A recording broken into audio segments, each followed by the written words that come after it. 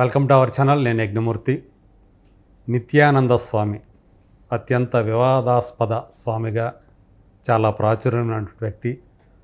తనకు, తన అనుచరులకు, తన భక్తులకు కలిపి కైలాష్ అని చెప్పి ఒక లోకాన్ని కూడా, ఒక దేశాన్ని కూడా సృష్టించుకున్నాడని చెప్తూ ఉంటారు. సో ఆయన ఇప్పుడు చనిపోయారు అంటూ ఒక వార్త చక్కలు కొడుతోంది.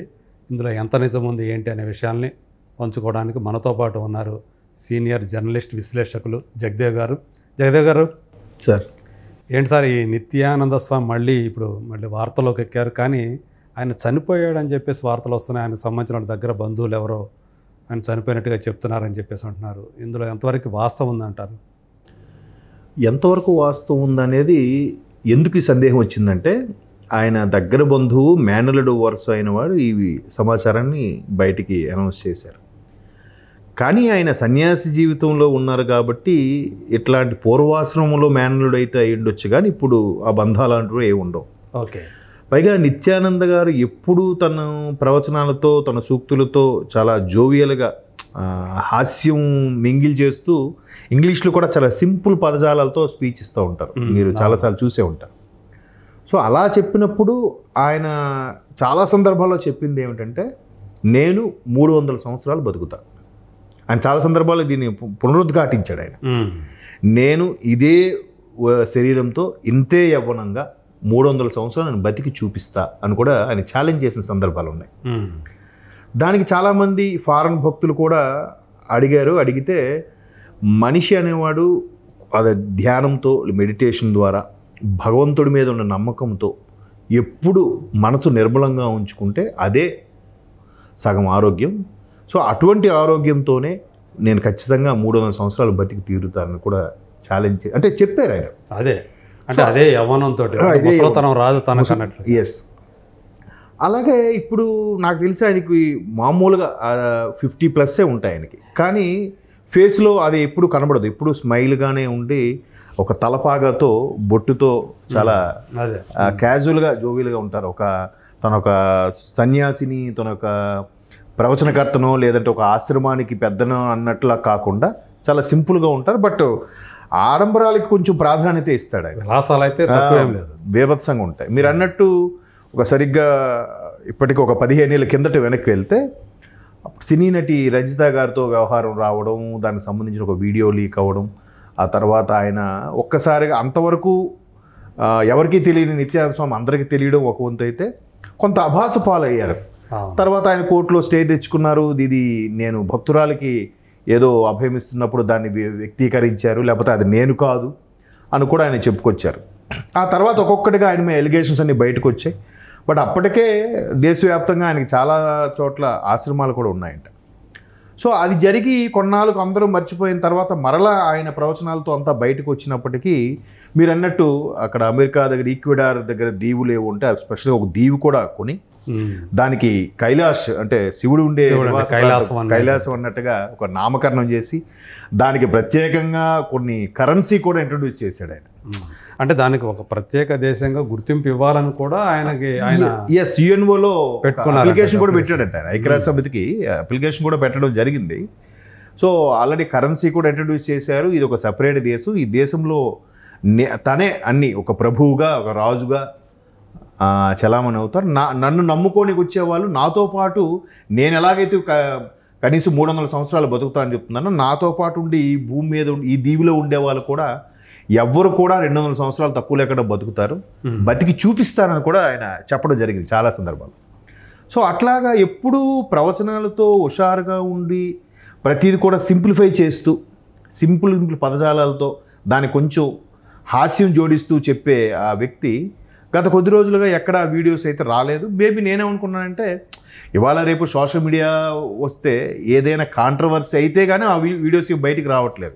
రెగ్యులర్గా మంచి చెప్పినప్పుడు, ప్రవచనాల గురించి చెప్పినప్పుడు, లేదా భగవంతుడి గురించి చెప్పినప్పుడు ఎవరు దాన్ని పట్టించుకోరు. ఒక కాంట్రవర్సీ అయితే మాత్రం వెంటనే వైరల్ అయిపోతుంది.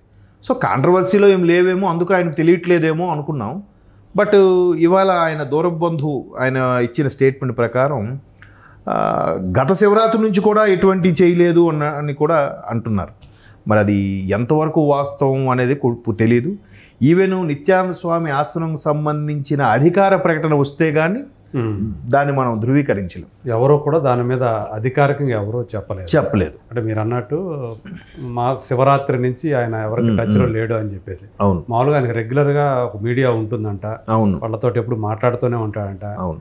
వాళ్ళ నుంచి కూడా డిస్కనెక్ట్ అయిపోయాడని వినిపిస్తుంది. అందు గురించి ఇలాంటి ఈ వార్తలు వచ్చాయి అని చెప్పి. కేవలం రూమర్సా లేకపోతే ఇందులో ఏదన్నా ఒక వాస్తవం అనేది ఉందా అనే విషయాన్ని ధృవీకరించడానికి కూడా ఇంతవరకు ఎవరు కూడా ముందుకు రాలేదు. అది ఎంతవరకు ఉంది? ఎందుకంటే మరి ఆయన ప్రత్యేక దేశంలో అంటే ఇప్పుడు కదా ఆయన. మీరు అన్నట్టు కొన్ని సెషన్స్ కూడా త్రూ జూమ్ లాంటి ఆన్లైన్ ద్వారా కూడా కొన్ని దాన్ని ఏమంటారు ప్రవచనాలు కానీ వాళ్ళ కోసం మెడిటేషన్ చేసి వాళ్ళకి మోటివేట్ చేయడం చేస్తుంటారంట. ఓకే. ఇట్లా ఎప్పుడైతే రాలేదో జనాలందరూ ఆల్రెడీ ఇప్పటికీ ఎగ్జాంపుల్ ఏం చెప్తున్నారంటే, ఇప్పుడు మన పుట్టపర్తి సత్యసాయిబాబా గారి విషయంలో కూడా ఇలాగే జరిగింది. ఆయన మేనలుడు అని ఎవరు రత్నాకర్ గారు ఎవరో ఉంటారు అక్కడ కూడా. సో ఆయన కూడా ఆధిపత్యం కోసం ఎట్లా చేశారని కూడా ఒక విమర్శ ఉంది. అది ఎంతవరకు వాస్తవం మనకు తెలియదు. సో ఇక్కడ కూడా ఈ ఎవరైతే మేనలుడు వరుస ఆయన ప్రకటన ఇచ్చాడో ఈయనకి అక్కడ ఆ కైలాస దేశంలో ప్రత్యేకమైన స్థానం లేకపోగా ఆయనకు సంబంధించిన ఆశ్రమాలు కానీ ఆశ్రమాలకు సంబంధించిన కొన్ని కోట్ల విలువ చేసే ఆస్తులకు సంబంధించి కానీ తదనంతరం ఎవరు who is the next treasurer ఆరు దాన్ని చూసుకునే వారసుడు అన్నట్టు ఎవరు అనే దాని మీద మేబీ ఏవైనా ఇష్యూస్ జరిగితే దాన్ని తట్టుకోలేక ఇలాగ వచ్చి బయటికి ప్రకటన చేశారా, లేదా ఈయనకి అవకాశం ఇవ్వకుండా వేరే వాళ్ళు ఎవరైనా దాన్ని చేజిక్కించుకుంటే అది తట్టుకోలేక ఈయన ఈ విధంగా స్టేట్మెంట్ ఇచ్చాడనేది క్లారిటీ లేదు. కానీ ఈ స్టేట్మెంట్ అనేది ఏదైతే ఉందో ఇలాంటిది వస్తే వెంటనే అక్కడి నుంచి రావాలి కదా, రావాలా. ఆయన నిజంగా బతికి ఉన్నట్లయితే ఆయన లేకపోతే ఆయన భక్త కోటి చాలా మంది ఉంటారు. వాళ్ళు ఎవరో ఒకరు స్పందించారు కదా, ఎందుకు స్పందించలేదు అనేది ఒకటి శిష్య బృందమైన కనీసం స్పందించాలి. మరి ఆయన తక్కువ శిష్యగణం లేదు కదా. అవును అవును. కానీ మరి అదే ఇప్పుడు ఈయన ఇలా చెప్పడం వల్ల రెండు రకాల అనుమానాలు వస్తున్నాయి. ఒకటి, నిజంగా ఆయన ఇంకెవరైనా ఇప్పుడు మొన్న రీసెంట్గా జరిగిన పాస్టర్ ప్రవీణ్ గారు చూడండి, హత్య లేదంటే యాక్సిడెంట్ అని ఎలాగైతే కొట్టుమిట్టాడుతున్నామో అలాగే ఈయన కూడా కనబడట్లేదు అంటే ఈయన ఏమైనా ధ్యానంలోకి వెళ్ళాడా అనేవారు పాజిటివ్ సెన్స్ మీద ఉన్నారు. లేదు ఈయన్ని ఎవరో ఏదో చేసేశారు అందుకే ఆయన కనబడట్లేదు అనే సెన్స్లో కొంతమంది ఉన్నారు. బహుశా కనబడట్లేదు కాబట్టి ఆ విషయం తెలియజెప్పాలనే ఉద్దేశంతోనే తనకు బంధువు ఈ విధంగా స్టేట్మెంట్ ఇచ్చాడనే ఒక అపోహ కూడా ఉంది. ఏదేమైనా మీరు అన్నట్టు ఆ శిష్య బృందము కానీ లేదంటే ఆశ్రమం సంబంధించిన వ్యక్తులు కానీ అధికార ప్రకటన చేస్తే కానీ దీని మీద మనం ఏమి నిర్ణయం తీసుకోలేం. ఇప్పుడు ఇలాగ డైరెక్ట్గా చనిపోయారని స్టేట్మెంట్ ఇవ్వడం వల్ల ఆయనకి బాగా నమ్ముకునే శిష్య బృందం కొంచెం ఇబ్బంది పడతారు, అవాక్ అవుతారు కదా. దీని మీద ఈ మధ్యకాలం ఎలా ఉందంటే అభిమాన వ్యక్తులు చనిపోయేసరికి సూసైడ్లు కూడా చేసుకుంటున్నారు కొంతమంది. సినిమా హీరోలు చనిపోతేనే ఆ విధంగా ఫీల్ అవుతున్నారు. సో ఒక కైలాసం అనేది రాజ్యానికి ప్రభువుగా ఉన్న వ్యక్తి లేకపోతే ఎంతమంది ఇబ్బంది పడతారు.